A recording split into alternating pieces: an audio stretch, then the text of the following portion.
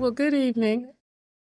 Thank you all for coming. My name is Gina Duvernay, and I'm the Adult Services Manager for Gwinnett County Public Library. And my colleague Amy is here, and we're so happy to have you all. And we're really happy to have our featured guest tonight. So I will go ahead and read our bio, her bio, and our moderator's bio and kick it off. Moderating tonight's event, I'm very excited because I think they're going to have a phenomenal conversation, is Anika Austin. Anika, wave. Yay! Anika is a choreographer and archivist based in Atlanta. She received her Master's of Science in Library Science from the University of North Carolina at Chapel Hill. Her choreographic work has been presented by Elevate Atlanta, the Lucky Penny, and Fulton County Arts and Culture, to name a few. And she'll be in conversation, of course, with Denny Bryce. Denny Bryce is an award-winning and best-selling author of historical fiction, including Wild Women and the Blues. She is also an adjunct professor in the MFA program at Drexel University, a book critic for NPR, and a member of the Historical Novel Society, Women's Fiction Writers Association, and Tall Poppy Writers. Currently, she resides in Savannah, Georgia. Let's give them a round of applause. Denny, we just met 5 minutes ago. Right. Absolutely. But it's been a joy to know you already. I'm so happy to be here with you talking about this, the pacing of this book, the tension in this book is just so good. I couldn't put it down. Oh, good. So I was really happy to be able to Where the False Gods Dwell, Yay. read, and also ask you some questions about your research and your motivation and all these things. Gina paired us because I have a background in dance, and I've learned that Denny has a very extensive background in dance. Yeah. Yes. To talk about my dance life briefly, because it was a while back, I was a theater and dance major coming out of college. I worked with dance companies in Chicago. After Chicago, and doing some crazy stuff there, including touring with Judith Jamison and some other companies. I'd hang out in New York and dance there in the summers while I was in college. After I graduated, I danced with Louis Falco, Matthew Diamond. Louis Falco did Fame, his dance company. And then it was a time where you also had to have other jobs. And so some of my other jobs, I worked at the World Trade Center in Windows of the World as a waitress. I also worked as a dancer at bars in New Jersey. And the history of the Jersey dance thing that I just have to mention because it just came to mind, and I might be giving TMI. What is that? Too much information? But hey, we can go with it. In New York during this time period, if you were doing the kind of dancing I was doing at the bars along with my other friends, if you were Black, you couldn't work in New York at the bars. So the only places I could work were in New Jersey. And there is the root of my hate for New Jersey. So that's the whole story. Okay. I didn't tell you that one. You didn't tell me. Yeah. Thank you so much. I have really enjoyed going down that dance path with you because the book features Katherine Dunham, or her expedition to the Caribbean as part of what makes the story flow. And the book to me follows 3 women who are coming to an understanding about themselves, about the worlds they inhabit, about their relationships with people. And it's all through this kind of tension of being with Katherine in an unfamiliar and kind of rough terrain. Can you give us a little bit of an introduction to what the book is? I originally had there's a book called The Talented Mr. Ripley by Patricia Highsmith, not the film, but the movie, and not the film, but the movie, but the book. And it was a series written in the 1940s. And in the 1940s, Patricia Highsmith writing this type of story was incredibly unusual. She was queer, she was out there in the world doing things that were just not of the norm. And then she was writing this unbelievable series. And one of the things that I wanted to do was sort of create this tension-packed thriller type story. But then I backed away from that because I got really intrigued when I discovered Katherine Dunham as an anthropologist. She was an anthropologist because in 1935, she was 24. You know, she's a young girl. And, but she was a serious student. In fact, in 1932, she had a company, I think it was called Negro Ensemble, dance company, and they performed at the 1932 World's Fair in Chicago.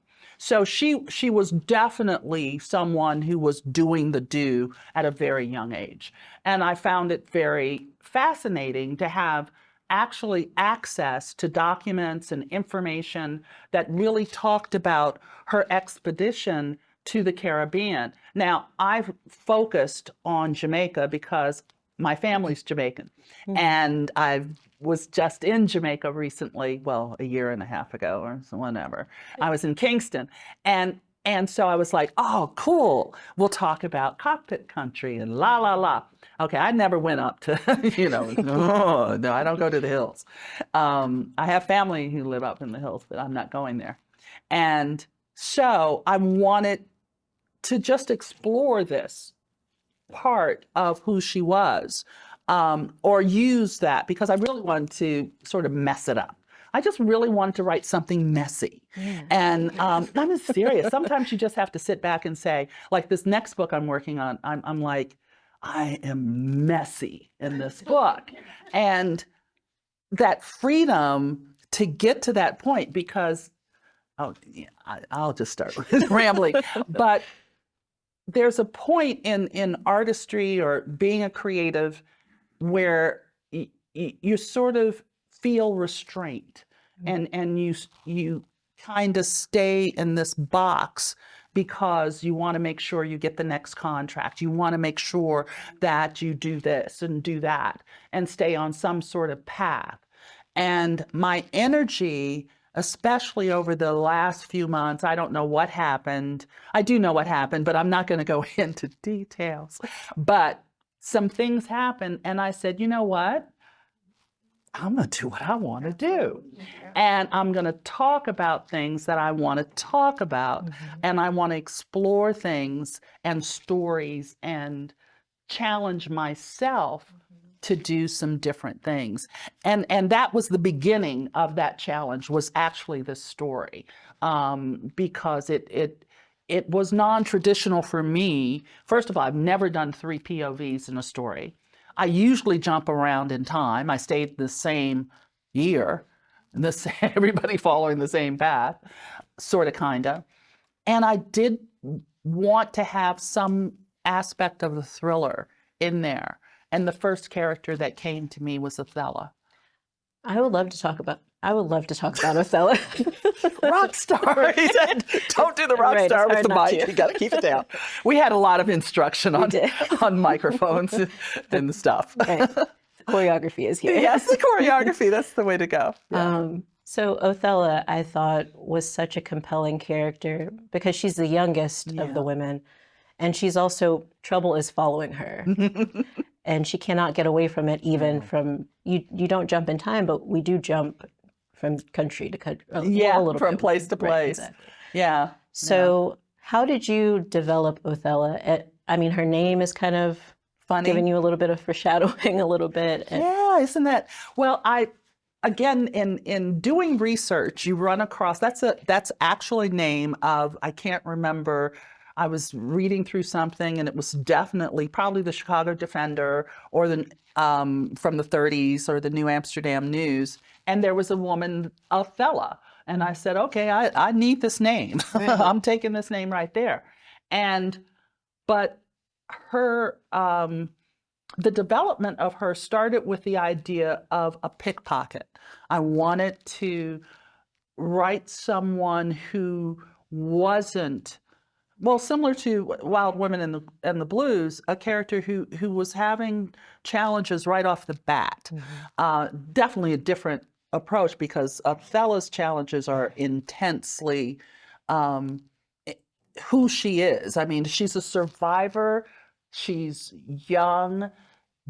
She's smart, but she's dumb. You know, it's that combo of youth, but also the time period. You know, she didn't have a lot of options. It's 1935. She doesn't have a great education. She's orphaned. She runs into a ministry orphanage that is not the best place for a young woman, as it turns out, to her surprise.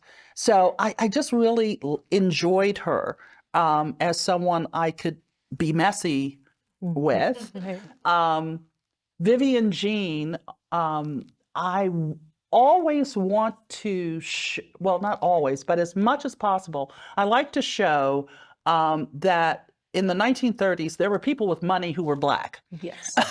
And there were people with prestige and had lifestyles that were very much, for some readers, the unexpected.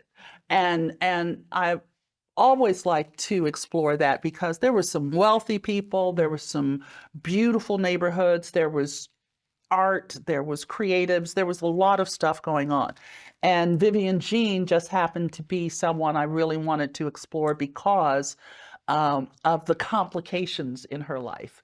And I don't know how many people have read the book, but this young woman, she's in her 30s, or she's around 30, it's her 30th birthday. And she is married to her late husband's younger brother. And from there, stuff happens, you know? And so she has some challenges and some growth that she needs to explore. And her bestie is Katherine Dunham. And because she has a little bit of a dance background, Katherine is her best friend, really. And then the other character, Zinzi, is a young Jamaican woman, and she's actually oldest. She's the oldest of the group. But what I wanted to do with her had to do with, a few years ago, I went to the Whitney plantation, and at that plantation, they have these huge tins where they would boil the sugar for the sugar plantation, all this. And then I went and did some more exploration of how those plantations were operated in Jamaica and in the US, and the incredible, well, how do I put it? It's dangerous work. Totally dangerous work, totally, and in Jamaica it was operated still with the same attitudes and the same approach as slavery, except they give you pennies. And it was post-slavery, but it's still just the way it was operated by the Brits, and just the structure of the culture during that time period I wanted to play around with, or not play around with, but expose. Let's be more specific. And I was able to do that through Zinzi because she was a labor union activist. It's something I read, I had a review from someone recently I read that they gave it 5 stars and la la la, but then they did a caveat at the end. If you don't like unions, seriously, P.S., if you don't like unions, this may not be the book for you because it's pretty pro-union. Oh. So that should tell you a lot about who that person was. But at least they gave it 5 stars. But that surprised me. You know, it was like, what are you talking about? You're going to warn people about any. And they even mentioned the ACLU. You know, it's like, oh, God. I think that's interesting because I would like to talk about the union part because the title of the book is inspired by, or use a line from Langston Hughes' poem Union. Yes. I do have that passage here. We don't have to read it right now, Okay. but it's saying hand in hand, you know, rich, poor, black, white, we have to hold hands. We have to fight against those in these, you know, pillared buildings where the false gods dwell. Right. And kind of like shatter that false heaven, you know. Let me admit something. Yes. I never had that connection at all. That's lovely. Oh, great. That is really, okay, I'm going to take notes on that. This is what happens when people write books. They get so into where they are. My thing was I really was talking about false gods. And the line is definitely from the poem Union, but I didn't put it to that extent because of another element of the story is definitely looking at Obeah and the some of the mystical. I want to use the right terms when I talk about it. Some of the beliefs and the practices in Jamaica, in the Caribbean, in this area, because it got quite, I mean, it was illegal. I think it's still illegal in Jamaica to practice. And there was just a lot of false information in association with that. And in the opening passage, I say something about there are no false gods here, and you might miss her or she when she comes. I'm very specific, but I'm loving all of that that you just said about the union and the connection, because it's like, duh. No, Denny didn't get that. Well, I think that's beautiful too. And I do want to keep talking about the unions, but but I also want to hear about your research process with Obeah and kind of there's a paragraph or two in here where Katherine and Vivian Jean are going through the Coromantee war dances. Yes. And they're both having this kind of revelation about their own lives through Obeah and through these beliefs and practices.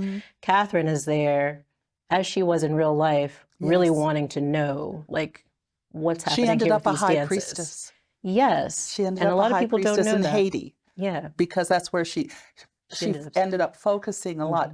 My research for that really, besides the usual, you know, look it up and figure it out, were two books by Katherine Dunham. One of them, I can't remember the title, but she wrote specifically about her something. Was it Journey to Accompong? Yes, there's one of her books that was strictly about Jamaica, and it was published in 1944 or something like that, but written as part of that time period with her, and it just gave me so much information and language, and her experiences in Accompong. Because I talked to somebody, make sure I had the pronunciation right, because I had to tell the narrators for the book how to do some pronunciations. But it was really a lovely book. And then there's another one called, I don't remember the names, but it's in the back of the book. Yay. And those resources were fabulous, but also just the feeling and the memories, like my grandmother, first generation Jamaican, my dad, first generation Bermudan. And some of the things I remember specifically with my grandmother, she was always singing this always a little hum under everything. And the way she just approached things, and in her house there would be, you know, the picture of Jesus, John F. Kennedy, and Martin Luther King, and then she'd have her voodoo dolls. She always had all of her dolls, and she called them voodoo dolls, and it can be spelled VODU, not the colonizational approach to to that. And I just remember the duality of how she did church and that and some other things. And it was always fascinating to me. Yeah. And so I sort of went down that research path. Yes. What can I find out? Where can I find these? And then being aware of the misinterpretation of these things that you get fed through, classical media or historians. I even mentioned that in the book about how historians looked at, and still do, I think, to a certain extent, except it has gotten better, into the Giro, the storytellers where you're just talking and telling stories that are valid, important history comes that way. Right. And back in the 30s, that was not respected. So that was part of my process. And then going to my favorite library in New York. The New York Library is called the Schomburg Library. That's I love that. And you can get, if you're hanging in New York, you can get a New York library card, but you can use it anywhere. And then I have the library and online, because I do a lot of online research. And then you have, the books you can grab. And then being in Jamaica always gives you a sense, the sensory stuff that you want to also incorporate in your stories. Which is strong in the book, I think. Yay. And it also, like I said, kind of propels some of the character arcs too. And I would like to switch gears a little bit to that. So I learned that you really love character development, just not outside of reading this, but also through interviews that you've done before. I do. And I feel like there are multiple love stories in this book that are not just romantic. Yeah. There's romantic love, but there's also sisterly love, friendship love. And I felt motherly love too, and some arcs of redemption and forgiveness and abandonment even with motherhood. Yeah. Could you talk a little bit about character development through those stories, or what kind of drew you to telling so many love stories in this one book? I wanted to have some love stories. I actually believe that I have love stories in every book that I've written. And if not a love story, a romance or connections. In this book, it was a slow burn for some characters, like Othello. A lot of feedback that I've gotten about that story, about that particular storyline, has to do with her developing relationship with whoever that character is. Robbie. Robbie, thank you. And then I'm working on another book. If you talk to me about Elijah or Savannah or some of these other people, I'm there, but I have to be brought back in. Vivian Jean, I wanted to just that was just messy, and I loved it. Yeah. And it was just enjoyable trying to find where she could retrieve herself first before she had to forgive herself. And when you read the story, you'll see why she has to forgive herself eventually in there before she can open up and find what's the problem with her marriage. With Zinzi, she's just had some background tragedies, but meets someone who actually it's a meet cute. It's a straight up meet cute. He saves her from, something bad that could happen. And from there, it just goes. And I'm enjoying infusing romance. One of my books, The Other Princess, is on the Victorian romance list. Oh. It's a Victorian romance, Right. and it's selling well under that category. And I'm like, okay, because I'm gonna use this word to death tonight. It's messy too, but it's factual mess. And that's always fun to write, you know, when it's like the truth. Same thing with Ella and the Maryland book. Ella's story is based on facts. It's just interpretation. Right. But back to Where the False Cats Dwell. What did you ask me? What was the question? 'Cause I went, whoa. Well, you answered it. Okay, I did. Yay. It was about the love stories and developing character through But you their asked about relationships. the mother. And yes, Let me talk about the mother. My mother, my late mother, appears in all of my books in some degree because she and I had a challenging relationship. And it's just enjoyable to twist and turn and pull whatever aspect of her that I want in a story. Right. And so she was a Gemini, so yeah, you know. Okay. What? Did I say something? Okay, she's passed a while, so I'm safe.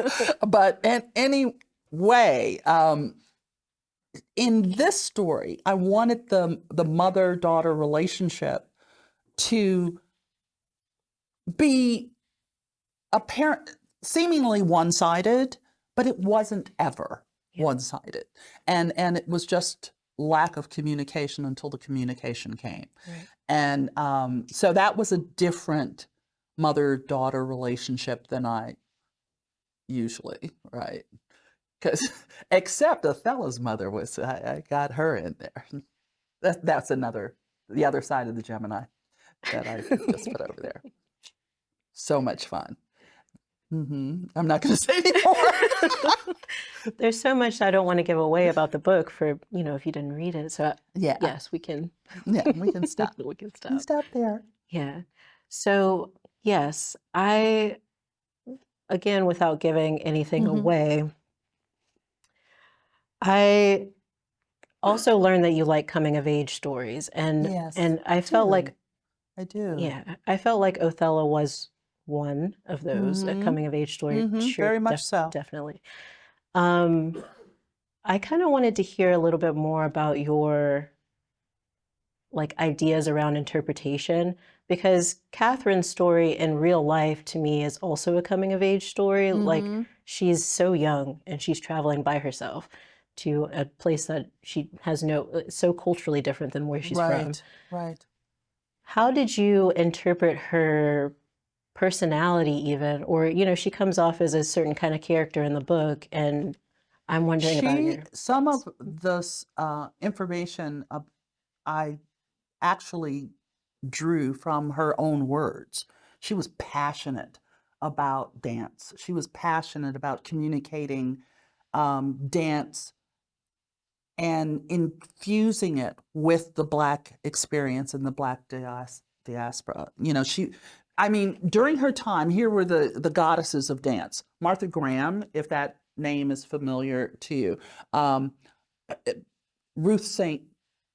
Page. Dennis. Ruth St. Dennis. Ruth St. Ruth Dennis. Page and Ruth Ruth Page in Chicago, because she was still around last leg when I was still dancing. Yeah. And then Ruth St. Dennis. Ruth St. Dennis. There were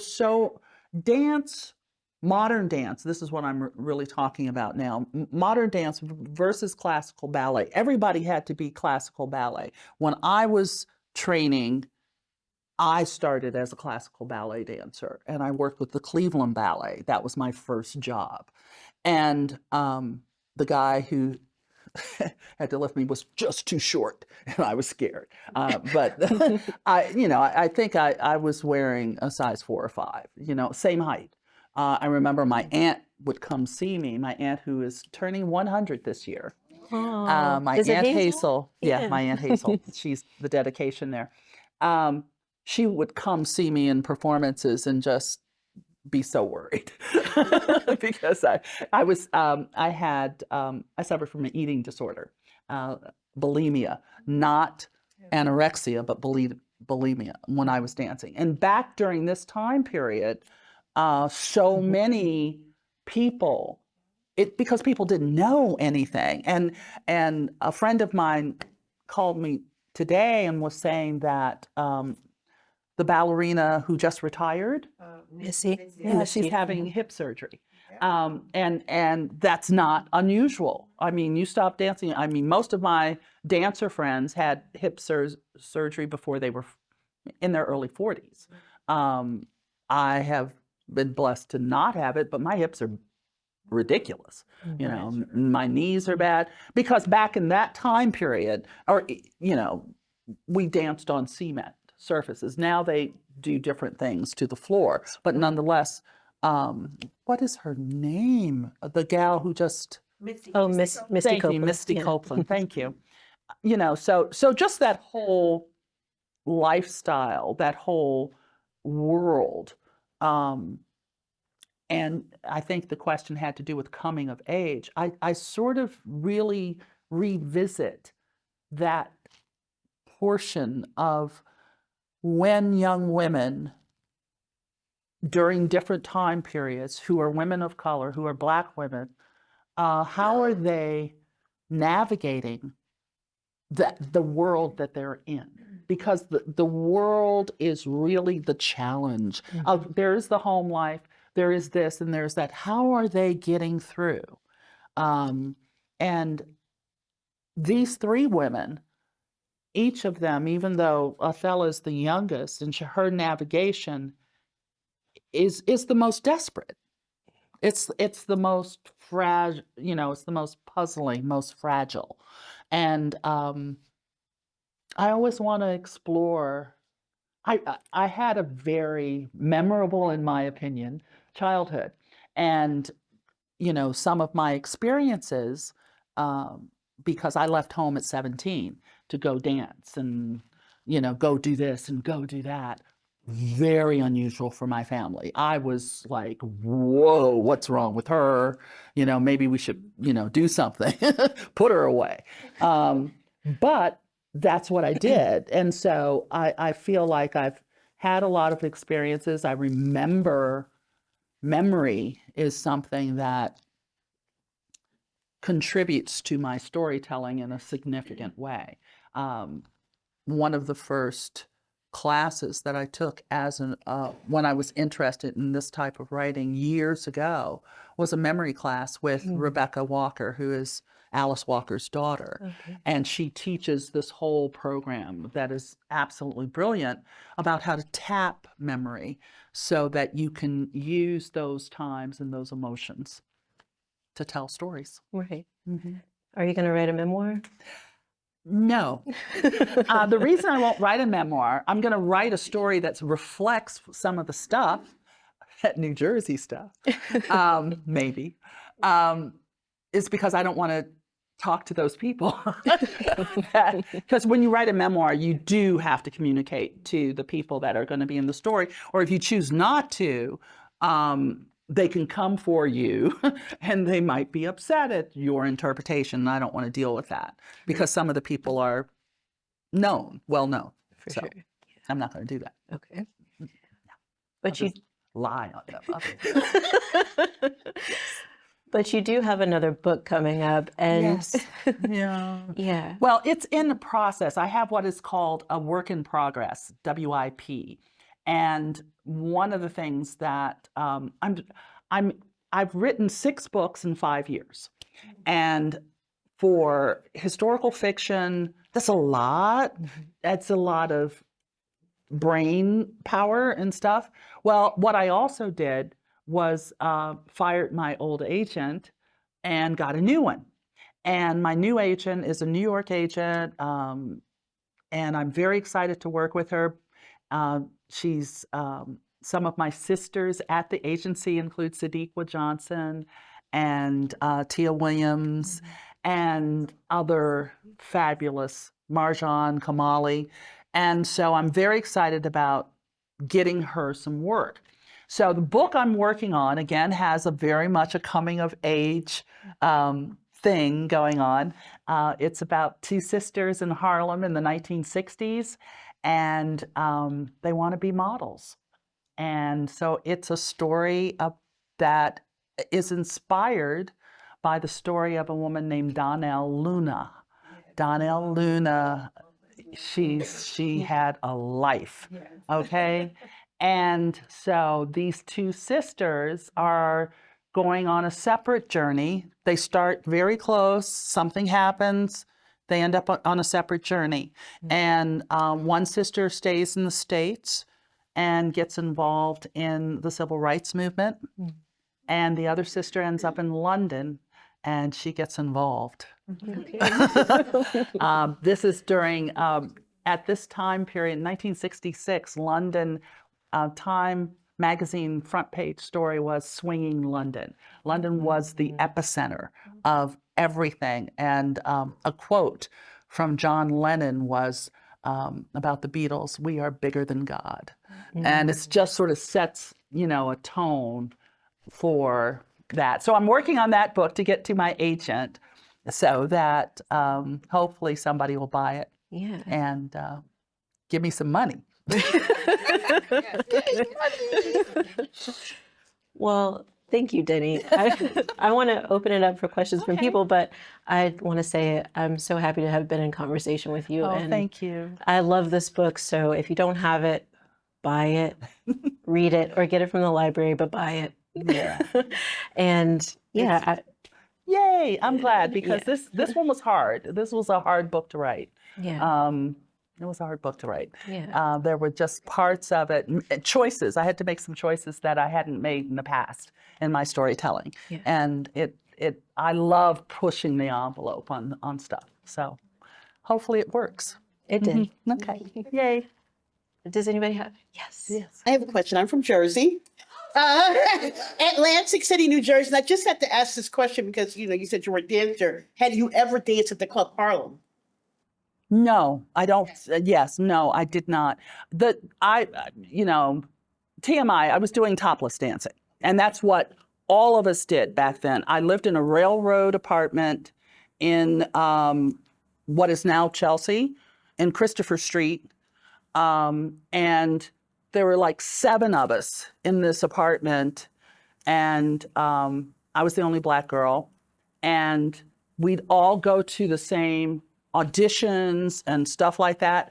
And the gals who I was hanging out with, they were like, look, you can get a job, blah, blah, blah. Literally going in, having to do the whole thing. It's just like a bad movie. It's just like a bad movie. And then it's like, yeah, we can get you a job, but you can't work in New York because it's illegal. So boom, you can go out to Jersey. And that was scary because I had to take, you know, I'm working until 2 or 3 or 4 o'clock in the morning. I'm 18, 19 years old. You know, I was just like a little scaredy cat, and I was like, I need his money. So That makes you brave. it all circles back. You see why I have to keep writing coming of age stories, so I can figure out where did I mess up, or was that a good choice? You know, I'm always trying to fix something. That's what it is. It's like, oh.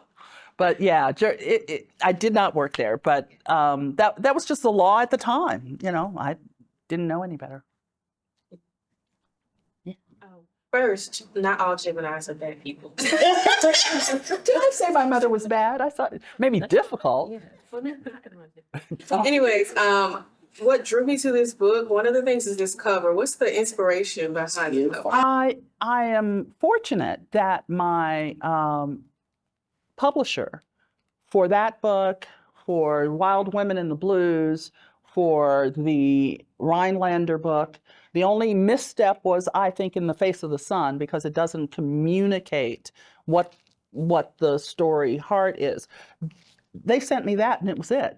Actually, I had 2. I had 2 options. The other one was very similar, but it was too much face forward. And I have a tendency not to, I like angles. You know, I don't know. I think it, just to give it some more mystery. And part of my other life, I've had many lives, I was in marketing and PR. So doing advertising and things like that as for years, that kind of work.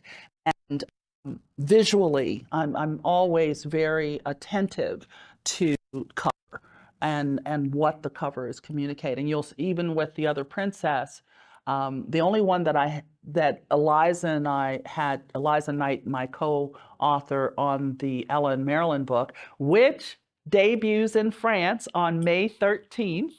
It got bought in France, it got bought in Italy, it got bought in a lot of places, and the other prints in like 6 or 7 different countries, including Brazil. Yay! Yeah, awesome. Cha-ching! Okay. But I don't know. I lost track once I started thinking about money. But yeah, I think I answered that one. Yes. I just wanted to tell you your brain power you talked about, how much I appreciate it. I like that you go do the digging for me because you teach me so much. I learn with every book, I learn so much. I am a history buff. I was a history minor, I think, in college. But since I was in theater and dance, what I primarily focused on was history of dance and, of course, Shakespeare and things like that. But I love looking at history. What I learned as an author when it comes to history is interpreting history and understanding who wrote it and what was going on in the world when it was written, because that is where you, as an author, as a creative, as someone who is really exploring and examining the past, can tell what is fact from fiction. Because a lot of, history was written by white men. And as we can sort of tell, that can be a rough time in the world. And especially dating back throughout history, going all the way back to whenever you want to go back to. And a woman's story was simply not respected and rarely told, especially women of color. And so I just love the fact that there's so much history that to dig through, to examine, to explore, to talk about with other authors and with readers, because that's important to us too, is to infuse something that you may not know or your readers are going to learn, but still keep it within the context of storytelling. And that's really the challenge. If you didn't do it, a lot of us wouldn't know. A lot of these people we wouldn't know about. And yes, and there's so many people right now are writing such wonderful books that, yeah, thank you. Yeah. Well, I haven't read that one. I mean, literally, I just bought the Wild Women of Blues. I love your language. Oh, thank The dialect, because if I read a book, you can lose me first 2 pages. And I'm trying to write on the way here. My girl's like, "So how's your book?" I was like, "Yo." So yeah, but I love your language. So the characters that I'm being introduced to just right at the beginning, it's real. It sounds real. So I love, well, as a theater and dance major, I'll be honest, I dictate a lot. I act out scenes and record them as I'm acting them out. And so that, I mean, it's writing and stuff like that, but I'm playing parts, I live alone. So I'm an English major, so I love words. I love dialect, and so when I'm reading, and it's history, which I don't love, but because of the way it's written, it's just like, okay, yeah, I'm ready to go to the theater, stand up at night like this, try. But I like it. I like it a lot. So I'm waiting on Luna's book. Oh, that one. Lord help us all. Yeah, it's a challenging. What I find challenging about looking at the 60s and 70s, and the choices that I'm making in terms of those storytelling, there's so much in the civil rights movement that we don't know about. The sacrifices, the bravery, the courage. I'm reading, one of my resource books is called At Canaan's Edge. I think the book is like 1,000 pages or 1,500 pages. It's 33 hours of listening. Okay, so that's giving you a clue as to just how dense it is. But what it's about is, I think it's 1963 to 1968, or 5 years or 3 years maybe, with Martin Luther King. But what was going on, not just with his campaign, but also all of the surrounding stuff, from the interactions with the White House and the presidential situations at that time, the discourse within the organizations that were part of that time period, and moving forward and moving back. And then you have the Vietnam War coming in and doing stuff. So there's this element for one of my characters. Now, of course, it's not going to be a history lesson, but who she is impacted by what she experiences. While in London, my gal lives in a place called Notting Hill. Notting Hill in the 1960s, very similar to Harlem, except poorer, mostly Caribbean. And so you might go into, and very poor. Right now, it's one of the wealthiest communities in London. But you walk into Notting Hill in the 1960s, you might find a sign that says, no dogs, no Irish, no coloreds. They didn't want you to rent with it. And when I saw that, I was like, okay, well, this is where my people are going to be, while they also have to go out and be on, the popular streets and hang out with the popular people. And my one character is in that life over there. And there's a connection between the two that I'm very excited about. But anyway, yes, I'm working on it. I'm trying to finish that book. Hurry up, get one more in there. And then I have and then I'm going to write a vampire story. I swear. Well, it's a complicated, more like Discovery of Witches type. If anybody's familiar with that book. I just really, the first book I ever wrote, which is Under My Bed, the Under the Bed book, is a vampire story about a African king who was turned, and then his challenges over centuries, and the love of his life and some other tragedies. Yeah. Of course, you can't have a vampire without some love of his life challenges. That's true. It's always that. Right. All right. Well, on that note, you have one question? Yes. Go ahead. So when you were dancing, were you journaling or writing then, and how did you transition into? I was always writing. I have journals dating back to when I was in 5th grade, and scary, because not a lot has changed about some of the things that I think about from 5th grade to this day. And when I was dancing, I was also the person who wrote the press releases and did the sort of media thing. So I was always connected to words. And then we were both choreographers. I loved, and the language of choreography is through the body, and music and sound and all that sort of fun stuff. So, I always connect. The creative process was always a part of what I wanted to do or what I felt drawn to. And then I used to relax. When I was running, I had a PR and marketing company.